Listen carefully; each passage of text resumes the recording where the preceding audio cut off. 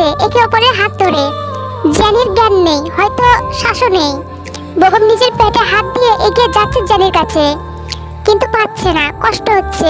যদিও চাকুটা বেশি তো ঢুকানো হয়নি, যেভাবে অন্যদের ঢুকানো হয়েছে, কিন্তু তবুও তো জখম হয়েছে। তবুও চেষ্টা চালিয়ে যাচ্ছে। শেষবারের মতন পিয়ুষকে একটু জড়িয়ে ধরতে ইচ্ছে করছে। কি রে, তুই মরিসনি? তোর ভালোবাসাটা তো মরে শেষ। আহারে, আফসোস লাগছে।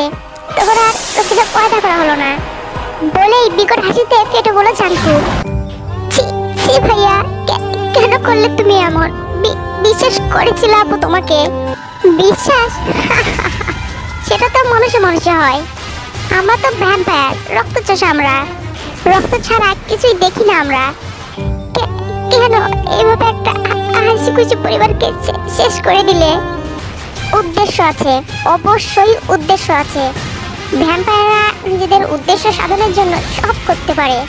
কি কি উদ্দেশ্য? তোকে বলবো কেন রে?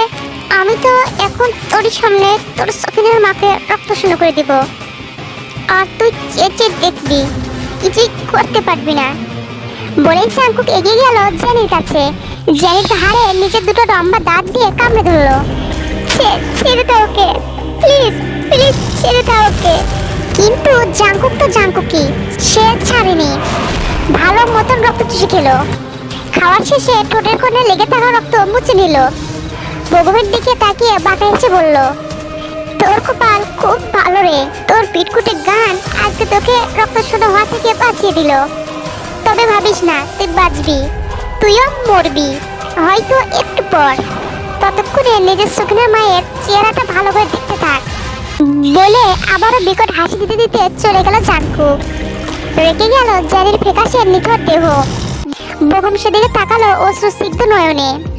গড়িয়ে পড়ল চোখ থেকে জল। সখিনের মা, এই সখিনের মা, কথা বল। দেখ তোর বাঙন তোকে ডাকছে, কথা বলবি না? দেখ, আমি আর কোনোদিন গাইবো না, কথা দিচ্ছি। তোকে বিরক্ত করবো না, শুধু তুই থাকলেই হবে। আর কিছু চাই না আমার। ওঠ না, ওঠ না বলে ধরে থাকা হাতটা নাড়া দিল বেগম। কিন্তু জানি কি আর এই জগতে আছে? নিষ্ঠুর পাষাণ ভ্যাম্পায়াররা তাদের আসল রূপ দেখিয়ে একটা সুন্দর ভালোবাসাকে শেষ করে দিয়েছে, একটা সুন্দর পরিবারকে ধ্বংস করে দিয়েছে, একটা সুন্দর গ্রামকে মৃত্যুপুরীতে পরিণত করেছে। বেগম নিজের হাত নাড়ানো বন্ধ করে দিল। আকাশের দিকে তাকিয়ে বলল, এমন নিষ্ঠুর কেন হলে আল্লাহ? ছোট থেকে তো মা বাবাকে পাইনি, ওদের তো কেড়ে নিয়েছো।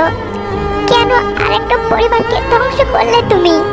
আমার ভালোবাসার মানুষ কেউ নিয়ে গেলে যেই দেখলে বেগম একটু ভালোবাসা পেয়েছে, একটু সুখ পেয়েছে, অমনি সব শেষ করে দিলে, তাই না? তবে আমার আফসোস নেই, জানো তো? এবার শুধু তুমি আমার প্রিয়জনদেরই না, আমাকেও নিয়ে নিয়েছো।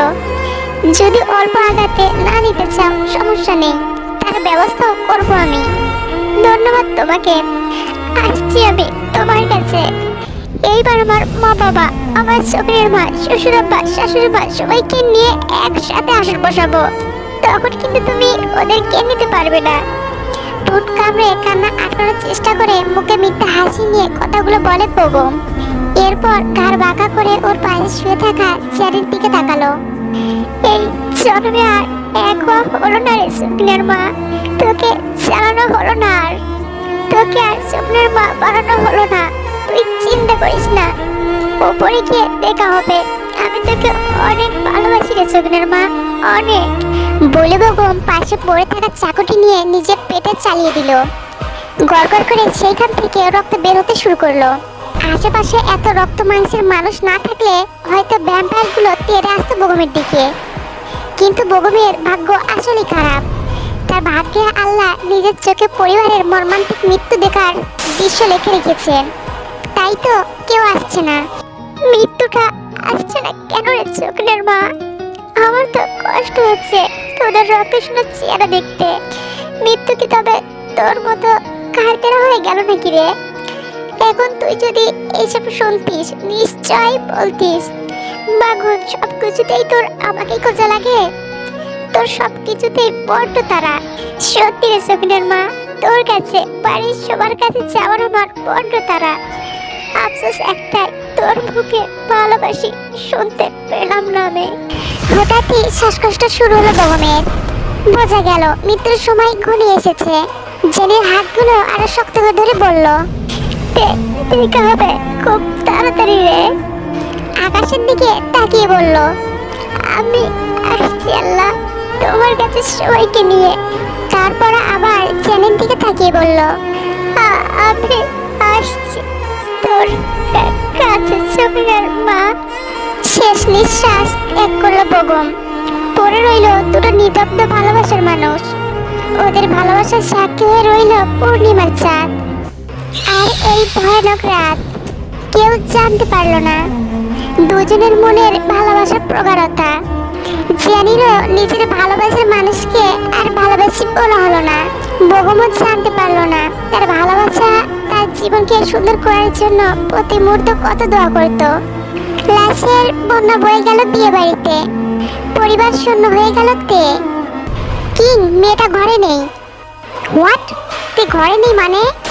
কোথায় গেছে ও? ঘরেই তো আছে, ভালো করে খুঁজো। নেই কিং, আমরা দেখেছি ভালো করে। ওহ শিট, ওকে বই না দিতে পারলে তো। চিন্তা করো না দাদু ভাই, রাজ্যে চলো, বড় হলে সমস্যা। ওকে খুঁজে নেব আমরা। অনেক বড় কাজ তো করেই ফেললাম, আর একটু বাকি। গ্র্যান্ডপা পালিয়ে আর যাবে কই? পিটপিট করে চোখ খুলতে নিজের পরিবারের করুণ অবস্থা দেখে সেই ঘরেই অজ্ঞান হয়ে পড়ে গেছিল সে। চোখ খুলে সব মনে পড়তেই ধর পড়িয়ে উঠল সে। একটা বড় রাজকীয় ঘরে শুয়ে আছে সে। তারই সামনে বড় একটা বাদুড়ের পাখনা পরা একটা মূর্তি।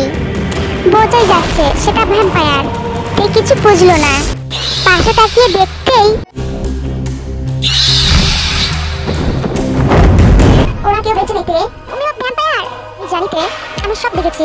হ্যাঁ, আমিও আর